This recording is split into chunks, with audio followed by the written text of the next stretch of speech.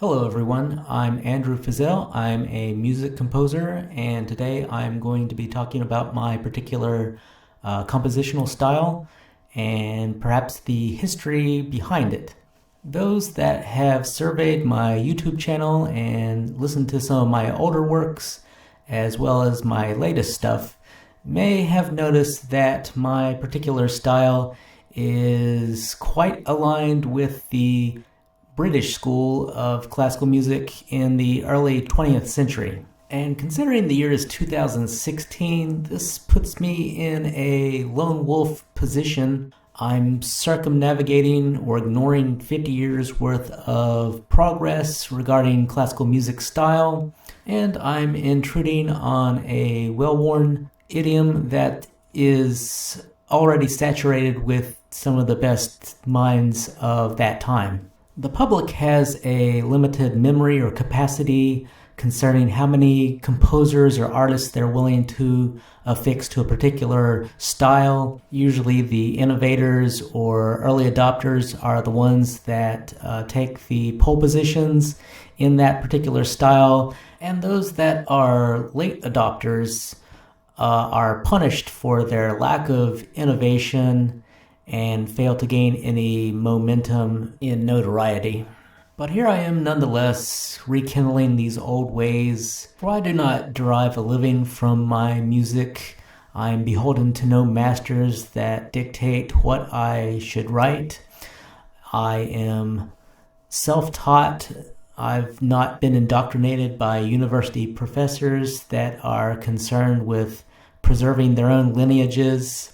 And I subscribe to the philosophy that as long as you are a competent composer, you will be accepted by the audience regardless of what style you work in.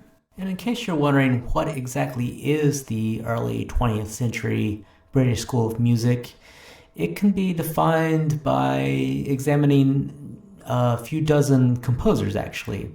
We start off with late Romanticism with Edward Elgar, and then we quickly move into a newer style of pastoralism that's kind of informed by French Impressionism. I guess it is a sort of Impressionism. It adopts aspects of folk melodies.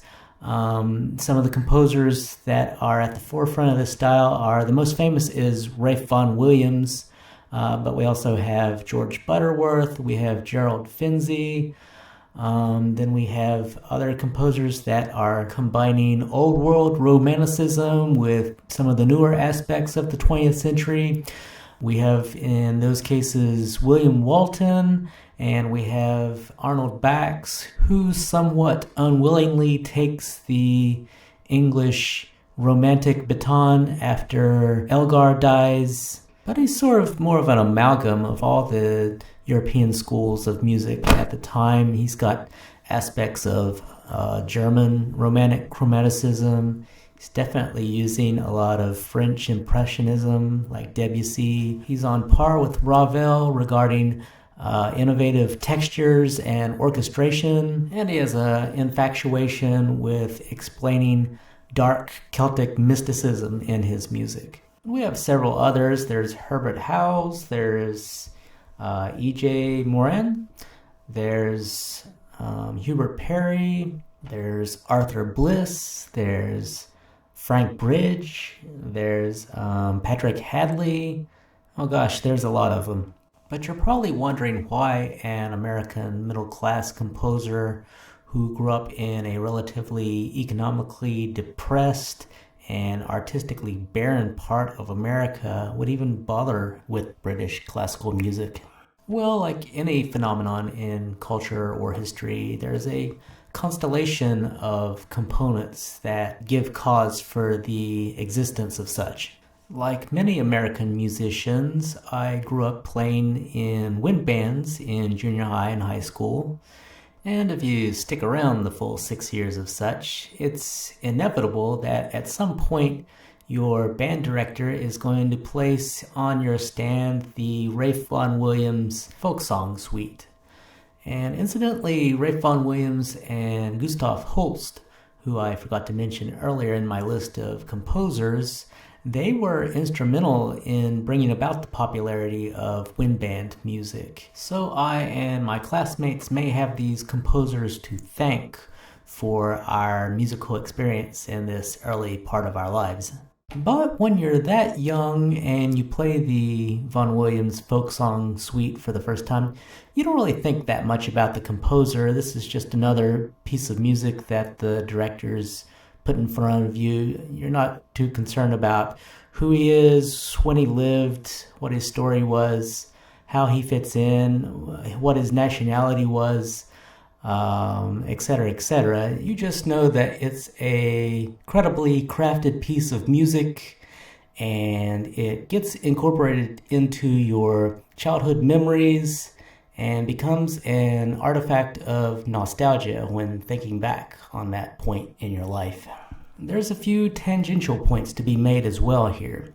The first is, not only was I subconsciously absorbing this Vaughan Williams piece in this early part of my life, I was also garnering a love of nature. I grew up in a home that was part of a small set of homes that sat atop a Appalachian mountain, which was mostly covered in deciduous woodland.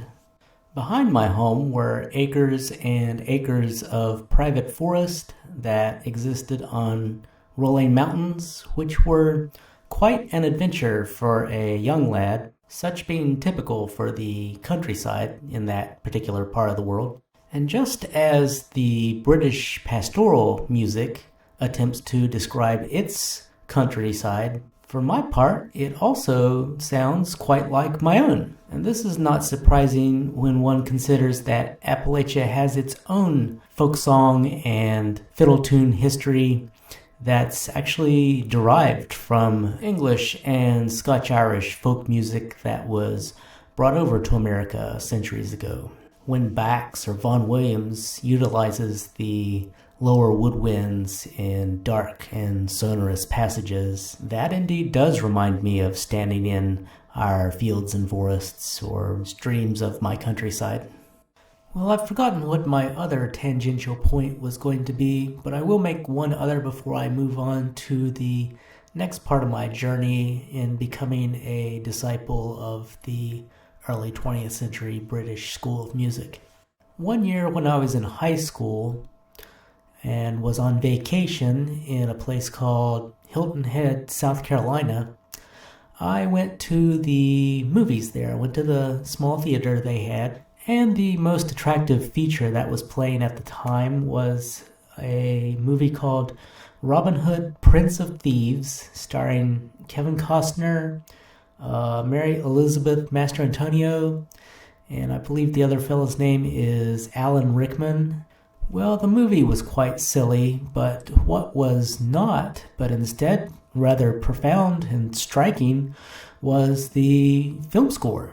I remember sitting in the theater about 2 or 3 rows back from the front, and the lights dimming and the overture coming on, which to this day is still a very memorable piece of music, and I was completely in awe. It was something that left such an impression on me that I spent the next, 12, 13 years pursuing a film composing career, which largely ended secondary to a carpal tunnel injury I received when I was 28 years old and working in a pretty hostile work environment for a exploitative large cap corporation.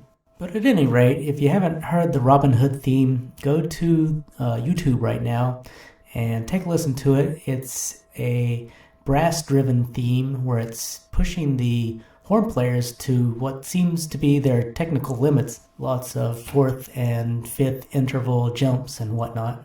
And later in the score, you have parts that are derivative of English folk song melodies, again adding one more English component to my musical psyche at an early age. But let us fast forward 5 years through college and get to the point in my life when I relocated to a place called Huntington, West Virginia, which housed a college by the name of Marshall, who owned a music school and, of course, a music library. I was very interested in the music library because, again, I wanted to pursue film music. And, of course, there are limited film scores available to the public. Maybe there are more now that the internet is a bit more mature. But at the time, this is the late 90s, and I don't believe I had much of an internet connection back then. I may have had like the dial-up connection or something like that. So the only way to figure out how to write film music is to find pieces of music, classical music, that sound like film music, and then study those scores to gain knowledge on how to write for such. I was actually listening to a lot of American classical music at the time, and I would check out scores from Aaron Copland, Paul Creston, Walter Piston, and I think I was also listening to like Richard Strauss, and I enjoyed the chromaticism in Strauss's music, and maybe a little Wagner. I believe I did check out some Wagner scores, but a lot of times when I was at the music library, I would just randomly look through the shelves and find composers I wasn't familiar with and kind of grab a few of their scores off the shelves. I think I was looking for orchestral composers, and that's when I came across the Vaughan Williams symphony set. And at that point, I didn't realize who Vaughan Williams was. I didn't make the connection that he was the guy we used to play back in high school band. So I picked up Symphony Number 9 off the shelf and took a look at it and thought, oh, this is very interesting. I was trying to reproduce it in my head, just looking at the score. But I thought, well, I'll go ahead and rent the score and the CD to it and take a listen to it when I get home. And from there, I started purchasing the Vaughan Williams symphonies on CD, probably over like a 5 to 10 year period. But the first one I bought was quite proximal to when I originally rented the first score. And it was Symphony Number 2, a London Symphony. And that one really highlights all the best qualities of Vaughan Williams' compositional technique. It shows off a lot of the canonic polyphony he uses that's probably derived from his choral work, and as well as his enjoyment of the music of J.S. Bach. The second movement to the symphony, I believe it's a lento. It has a very film score-ish type sound to it.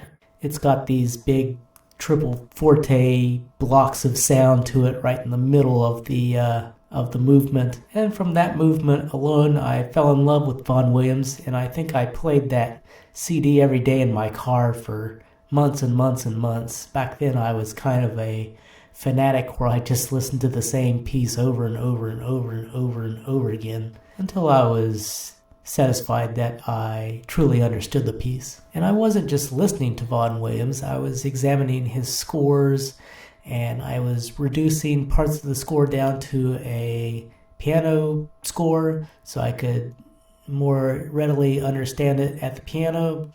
I was learning how to orchestrate for brass from the Vaughan Williams scores. I was becoming an expert in Vaughan Williams' harmonic language. I was becoming very intimate with the composer, and I think I said something silly at the time, like I thought of Vaughan Williams as my second father. I can't remember how many months or years I spent just examining that one score, but it was an incredibly long time.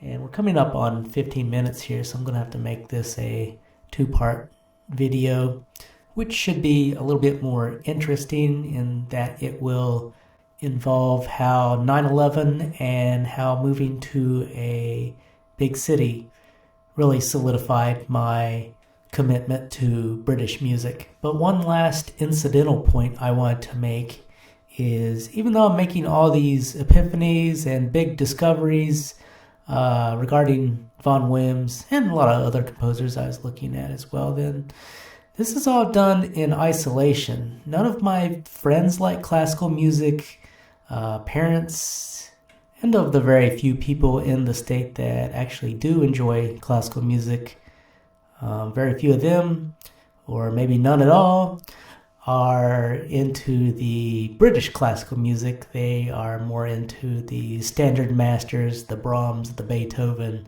Tchaikovsky, that type of thing. I'll have to make a video just talking about the terrible isolation and loneliness that a composer has to deal with in order to write these large-scale pieces that take months to write.